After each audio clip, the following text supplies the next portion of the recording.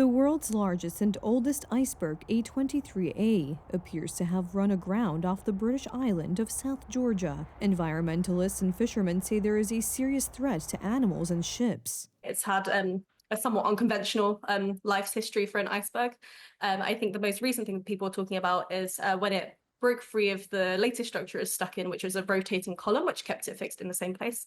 It started moving very quickly in the direction of the island of South Georgia. The giant mountain that broke away from the ice sheet in 1986 began moving rapidly in 2020. The speed it was moving at and its sheer size means that if it was to ground on the shelf of the island, it would have some consequences. It would cause a change. Footage from a few days ago shows the size of the iceberg, which scientists say is the size of a huge city and weighs nearly 1 trillion tons. Where it's now stuck, at least for now, is in much warmer waters than where it's been before. So we would expect this would massively accelerate the rate that the iceberg is melting.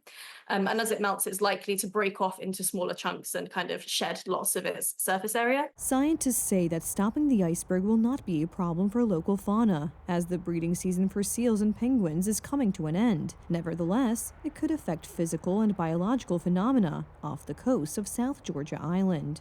If you imagine a giant iceberg, the one we're talking about is twice the size of Greater London. They're bigger than countries. So they're massive chunks of ice that are moving through the ocean to places they weren't before.